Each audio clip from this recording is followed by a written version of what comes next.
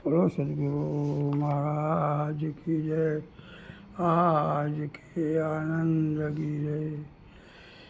साहेब तुम्हारी साहेबी सब कट रही समाय, जो मेहदी के पान में लाली रही छुपाए।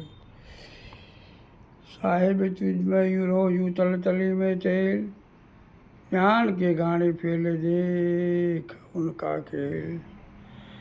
संत मिलन को जाइए तजी मोह माया अभिमान, जो जो लगा आगे बढ़े जो जो अग्ना समान।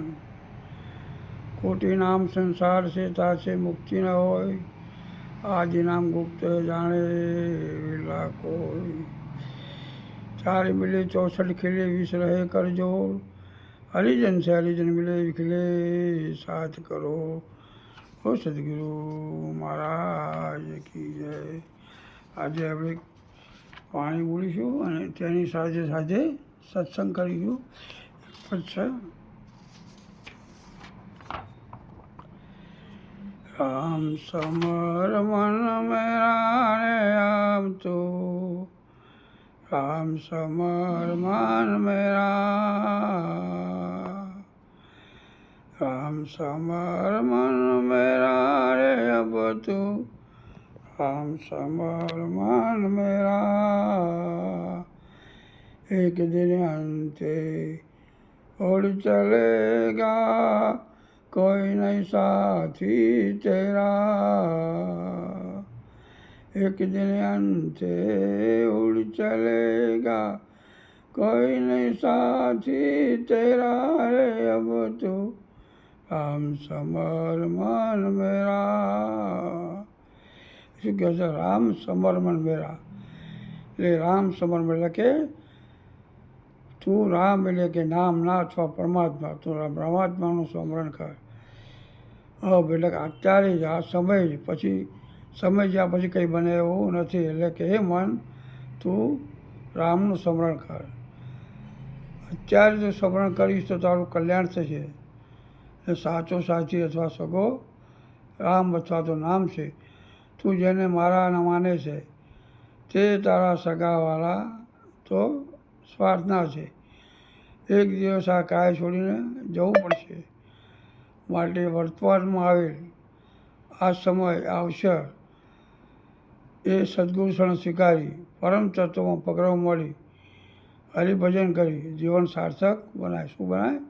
જીવન સાર્થક બનાય. અવસર આવ્યો વહો નહીં આવે, સમજ સમજને સવેરા.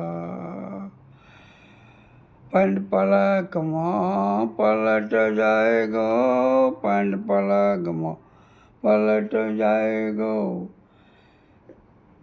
જંગલમાં ગાડેરા રે અબ તું, રામ સમર મન મેરા. આ યોગ એટલે સમય મનુષ્ય શરીર મળ્યું છે, તે દેવોને પણ દુર્લભ છે. સતો પૂર્વના શુભ પુણ્ય હિસાબે મળ્યું છે, તો ભજન કર. આવો અવસર ફરી ફરી નહીં આવે.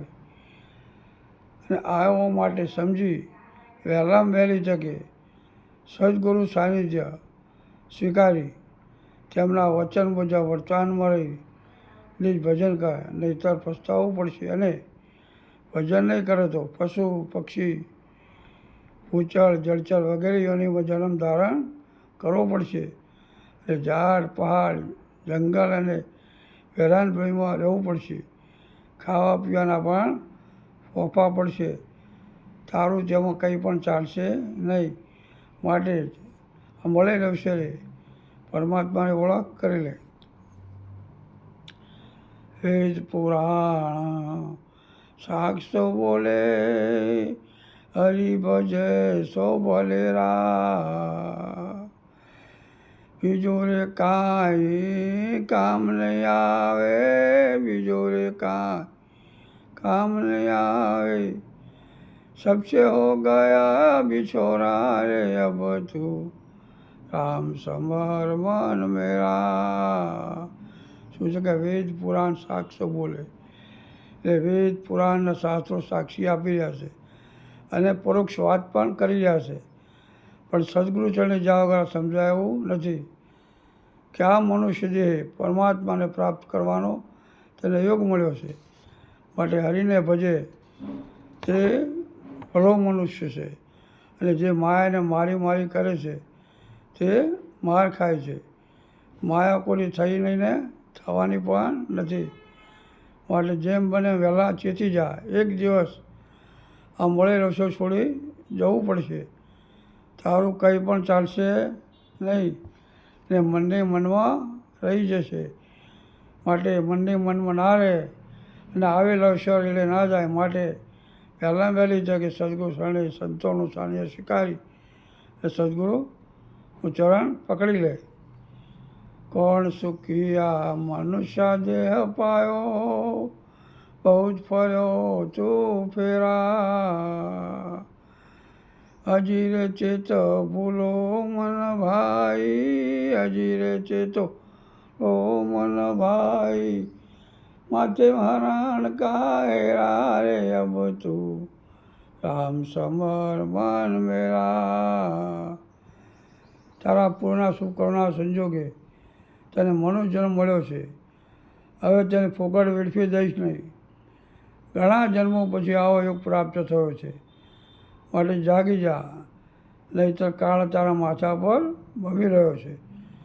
જેમ તીતર પક્ષી ઉપર બાજ પક્ષી ભમી રહ્યો છે, તે ક્યારે ત્રાપ મારે તેની ઝડપી લે તેની તેને ખબર રહેતી નથી.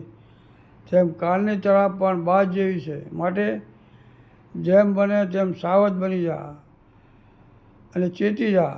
અને ગુસ્સા ધર્મના કામ કરતો અને બાકી રહેલા સમય હરિભજનમાં સુરતા લગાવ. અને સુરતા લગાવી અને તું તારું કાર્ય પરમાર્થ તરફ પ્રાણ કર. જન્મ મરણ કમ ચાલ કટેગા, મીટે કા કાલ કા ગેરા. નિરાત નામે ઘરે સદગુરુ કા, નિરાત નામે ઘરે સદગુરુ કા. નામે હો ગયા નિવેડા રે અબ તું રામ સમર મન મેરા. ભજન કરીશ તો જન્મ મરણનું બંધન છે તે કપાઈ જશે અને કાળના પંજામાંથી મુક્ત જઈશ. અને જે સદગુરુ ચરણે અનાત્મ તત્વ સમર્પણ કરી નામની પ્રાપ્તિ કરે છે તેનું કલ્યાણ થાય છે. અને નામથી જ નિવેડો આવે છે. એટલે નામરૂપી ના આવડાને સત્તા આપી રહે નિસ્વરૂપને સદગુરુ સાયનથી સમજી અસલ સ્વરૂપમાં ભળી જઈ આજનો આવેલ યુગ સુધારી લે. એ જ આપણું ચરણ રણછોડરામ મહારાજ. જય ગુરુ મહારાજ, જય ગુરુ મહારાજ.